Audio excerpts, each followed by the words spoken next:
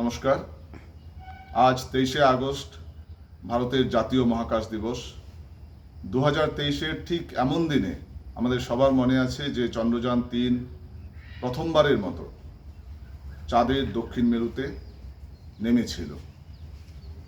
তার পরপরই আমাদের মাননীয় প্রধানমন্ত্রী ঘোষণা করেছিলেন যে 23শে আগস্ট আগামী বছর থেকে ভারতের জাতীয় মহাকাশ দিবস হিসেবে পালিত হবে এবং সেই হিসেবে এবছর গোটা দেশে প্রথম জাতীয় মহাকাশ দিবস পালিত হচ্ছে।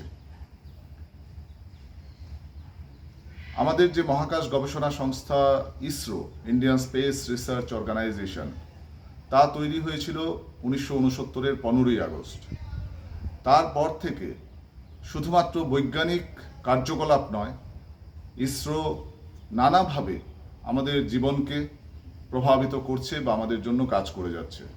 তার মধ্যে যেমন ডিজাস্টার ওয়ার্নিং রয়েছে, তার মধ্যে যেমন দেশের কি সম্পদ রয়েছে তার ম্যাপিং করা রয়েছে, তার মধ্যে যেমন গ্রামীণ অঞ্চলে চিকিৎসা পরিষেবা টেলিমেডিসিন ইত্যাদির মাধ্যমে পৌঁছে দেওয়া, গ্রামীণ অঞ্চলের প্রত্যন্ত অঞ্চলের স্কুলগুলোতে এডুসেটের মাধ্যমে শিক্ষা পৌঁছে দেওয়া ইত্যাদি রয়েছে। পাশাপাশি রয়েছে চাঁদে অভিযান, মঙ্গলে প্রথমবারেই সফল অভিযান এবং ভবিষ্যতের যে প্ল্যানগুলো রয়েছে তাতে রয়েছে গগনযান, অর্থাৎ ভারত থেকে ভারতীয় মহাকাশচারী 3 জন একটা যানে চেপে মহাকাশে যাবেন, তারপর আবার নিরাপদে ফিরে আসবে।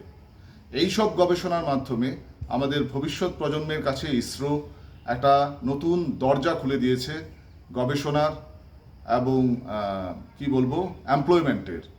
অর্থাৎ যারা এখন খুব মেধাবী ছাত্রছাত্রী বিভিন্ন ফিল্ডে, ইঞ্জিনিয়ারিংয়ে হোক, সাধারণ বিজ্ঞানে হোক, তারা এখন আর বিদেশে যেতে হবে না মহাকাশ নিয়ে কাজ করতে চাইলে। তারা এখন দেশেই প্রচুর কাজ করার সুযোগ পাবে।